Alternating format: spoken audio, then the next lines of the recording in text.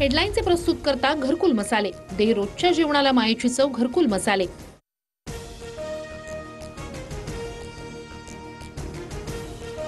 Bharat nuclear blackmail सहन करणार नाही अशा धमक्यांना आम्ही भीक घालत नाही.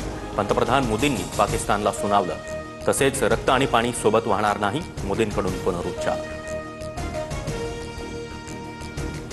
मंत्रालयात मुख्यमंत्री फडणवीसांच्या हस्ते ध्वजारोहण. 2026 मध्ये शेतकऱ्यांना दिवसा 12 तास हरित वीज मिळेल, मुख्यमंत्र्यांकडून विश्वास व्यक्त. मांसाहार ही बहुजनांची खाद्य संस्कृती. जितेंद्र आव्हाड यांचं वक्तव्य. तर आव्हाड नौटंकी करून राजकीय फायदा घेतात. आव्हाड पवारांना सवाल करणार का? भाजपच्या नवनाथ बन यांचा प्रश्न. मांस विक्री बंदीच्या निर्णयाच्या निषेधार्थ इम्तियाज जलील यांच्याकडून बिर्याणीची पार्टी. जलील यांच्याकडून मुख्यमंत्र्यांना पार्टीचं निमंत्रण.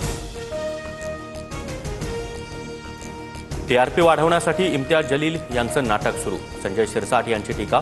तर संजय शिरसाट काय खातात ते महाराष्ट्राला माहिती, जलील यांचा पलटवार. कल्याण डोंबिवली महापालिकेसमोर काँग्रेसचं आंदोलन. पालिकेसमोर कोंबड्या आणत काँग्रेस कार्यकर्त्यांचं मांस विक्रीच्या बंदीविरोधात आंदोलन.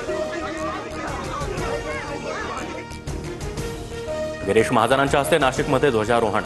जळगावकडेही लक्ष द्या, मतदारसंघाला विसरू नका. पालकमंत्री पदावरून भुजबळांचा महाजनांना टोला.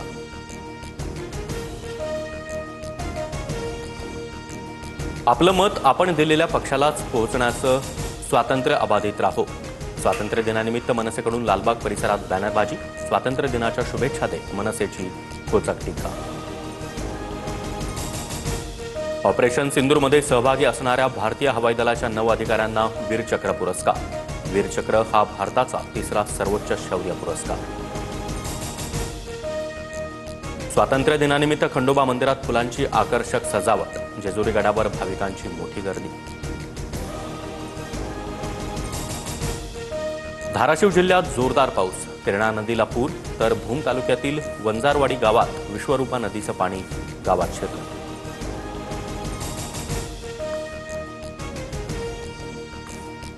मुसळधार पावसामुळे परभणीच्या पूर्णा तालुक्यातील पिकंही पाण्याखाली.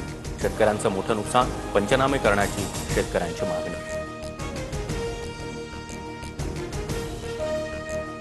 विदर्भ आणि कोकणात आज अतिमुसळधार पावसाची शक्यता. मुंबईसह ठाणे, पालघर या भागात देखील मुसळधार पावसाचा अंदाज. जम्मूच्या किस्तवाडमध्ये यात्रा मार्गात ढगफुटी. आतापर्यंत 46 जणांचा मृत्यू. 120 जण जखमी झाल्याची माहिती. ढगफुटीनंतर नाल्यात अचानक वेगाने आलेल्या पुरात अनेक जण वाहून गेले. बचाव कार्य सुरू.